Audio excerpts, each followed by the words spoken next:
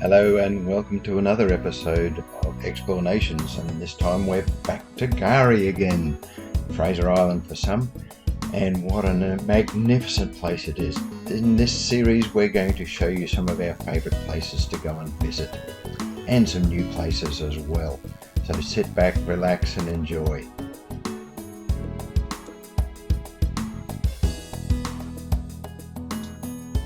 In this episode we take Ray and young Ethan, that's Ray's grandson, to see the champagne pools. And what an adventure it is. But first we've got to get there. Remember to put your four-wheel drive on, Ray.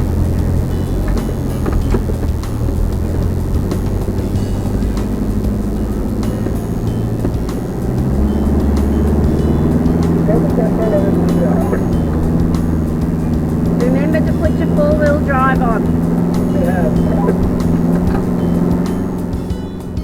We're heading over to Gari by crossing the Inskip Peninsula and getting onto the barge across the channel.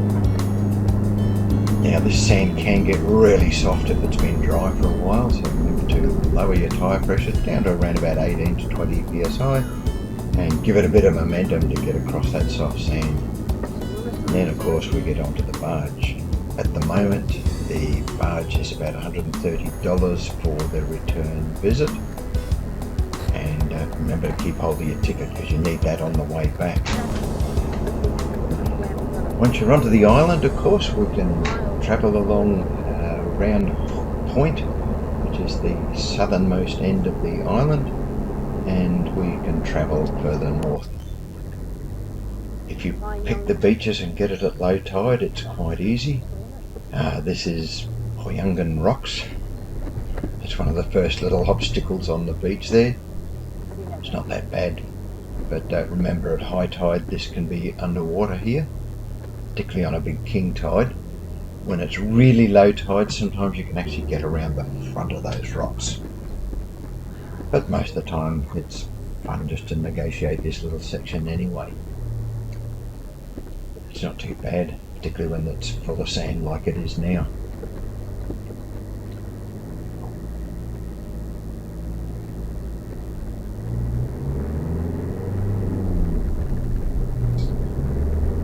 So we travel north along the beach here. This is called 75 Mile Beach, which I suppose relates to around about 110 kilometres of beach driving and a couple of little things to negotiate along the way. But here we are at Eli Creek. We're not stopping here today.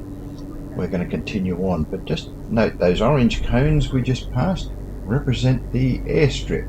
And yes, there are planes that'll land on the beach right where you are. There's those orange cones at the other end of the airstrip. And the planes here are parked just delivering tourists, along with those buses, and there's tag-along tours and all sorts of things to Eli Creek there as we just passed there. God, look at all the people going. Yeah. That is being overloved, that is. So the times we've been here and there's been no one there and we've bobbed down the creek just by ourselves, it's like pretty freaking amazing, isn't it? Look all the way up here. Yeah. Holy shit. Jeez, that's moved. And changed, isn't it? Yeah. First we've got to cross Eli Creek. At the moment it's running a couple of 100 metres to the north of where it would normally come out. It just goes along the sand there and out here.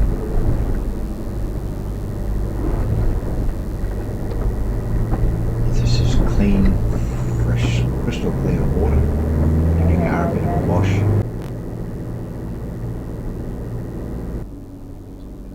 We're just coming past the wreck of the Mahino.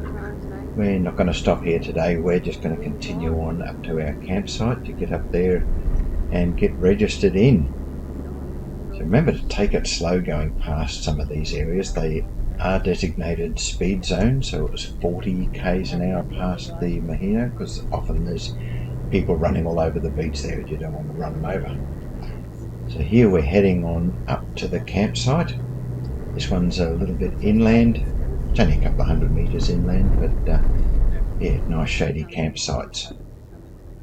And we just got to go past the dingo-proof fence here and follow the track up to the little shop. Cute little shop here. Lovely hamburgers. There's a post office. I think they sell fuel, they sell ice, and of course they show you normal little grocery items as well. We're just going to pull up here and get registered in.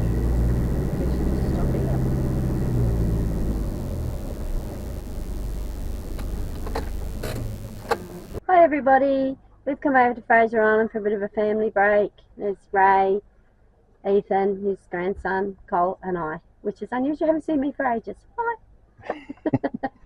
And we're on obviously Gary, and today we're going to head up to Champagne Pools. Yay. Which is awesome. Yeah, it's beautiful. See you there. So we're just leaving the campsite now. Ray's in the lead and he's holding Trailblazer. Had a few modifications done to it recently. Had a lift in it to get it up over the bumps in the sand a bit easier. And we're going to come out of the campsite and we're going to turn north and head towards Indian Head, Tukiwuru as it's now known. And on the other side of Tukiwuru is the Champagne Pools. We're heading there today. Now this morning the tide's a little bit higher. Been some pretty big tides with the full moon, so yeah, we've waited for an hour or so after high tide, but it's still a little bit deep in a few places. These washouts can get a little bit steep at times. Just take it easy. They can bounce you around a little bit if you don't hit them at just the right speed.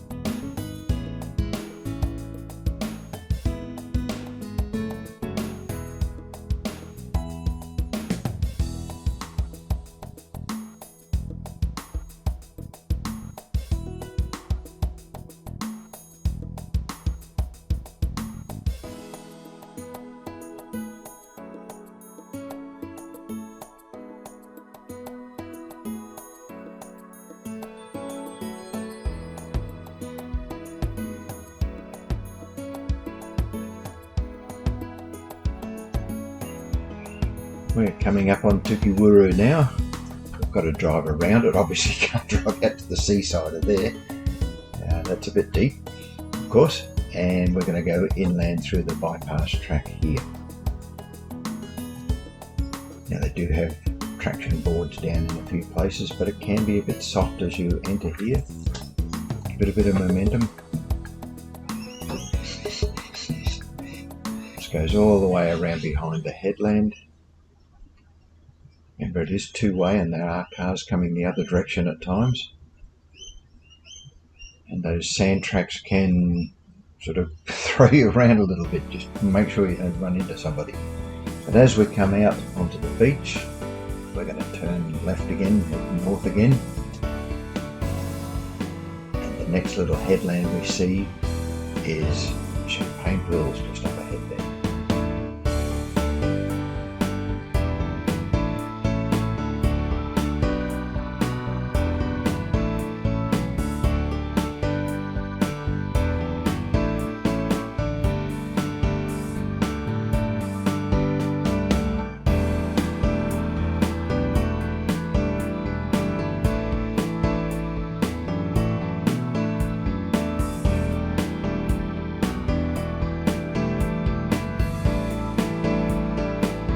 Now as we come up this track here, there are traction boards down below that sand, which makes it a little bit easier because a lot of buses come up here.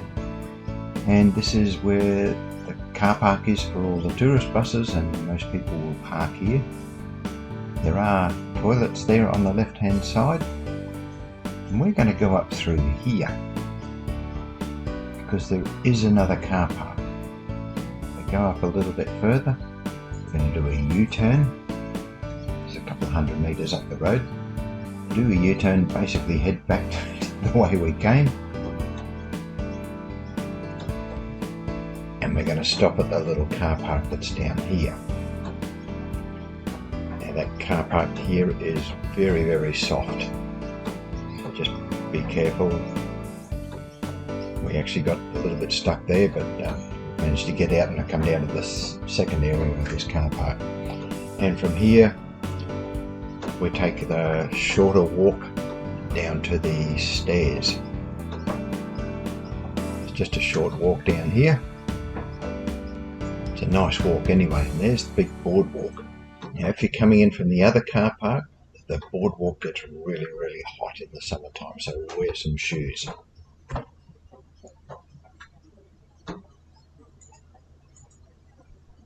Yeah, look what somebody's done down here. So you notice Rose is wearing her reef walking shoes, and that's one to get away from the heat of the boardwalk. But the other thing is there's lots of rocks down and underneath there, and sometimes there's oysters on those rocks there, and yeah, you can get cut feet and that sort of thing up there. So be careful. If you haven't yet bought some, buy some reef walking shoes. It really makes a difference. Now these pools are tidal. The ocean refreshes the pools twice a day. There's fish swimming around in here, and it's just a beautiful spot.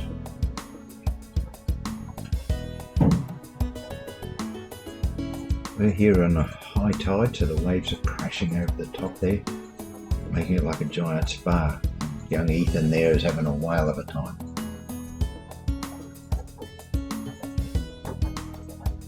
The depth of these pools does change, not that the rock gets any higher or lower, but the sand will fill up from time to time, and sometimes these pools are way overhead depth. And sometimes they're a bit shallow. So only time will tell. Oh, there's a nice fish. He'd be good from a plate. Maybe not these fellas.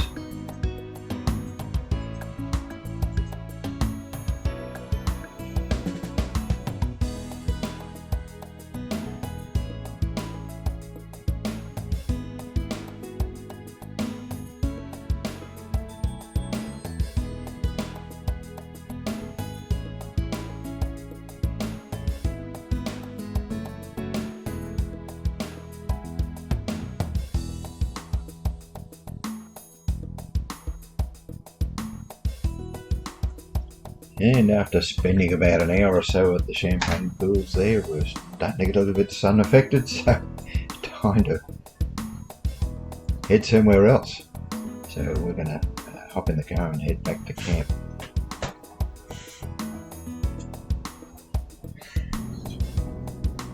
So back down the beach we go.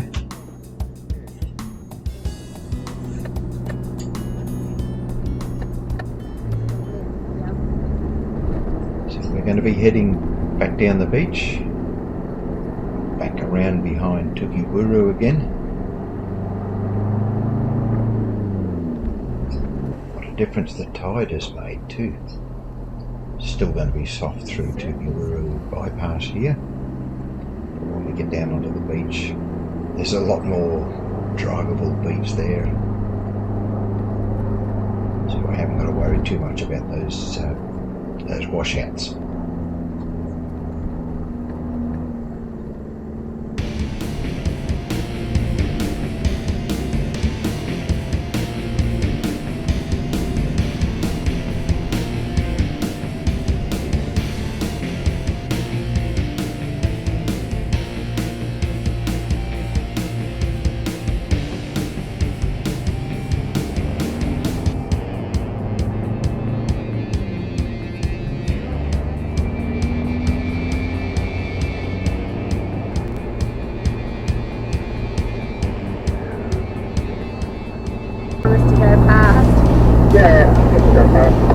Okay then.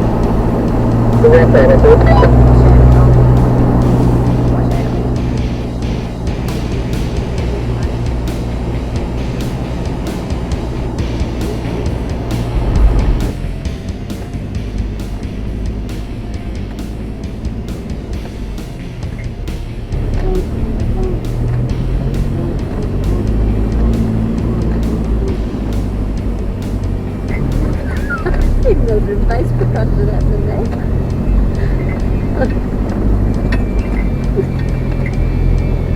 Oh, you ready? Your wife packs them up really well when you go, with you.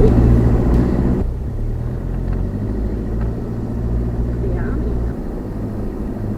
So we headed back to camp, had a nice meal that evening, and getting ready for tomorrow, where we actually head across the other side of the island to a little timber village called Ungawa, where there's some old buildings, this old pier, old cars, all sorts of weird and wonderful old things here. And then we're going to go to Eli Creek after that for a bit of a bob down the creek. Now, if you've liked what you've seen, remember to subscribe, give it a like, and make any comments that you'd like too if you want to see more. So we'll see you in the next video. Thanks for watching.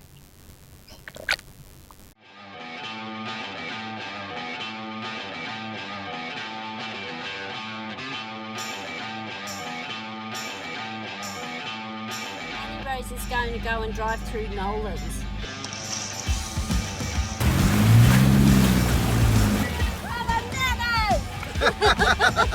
Doing it for the nanas.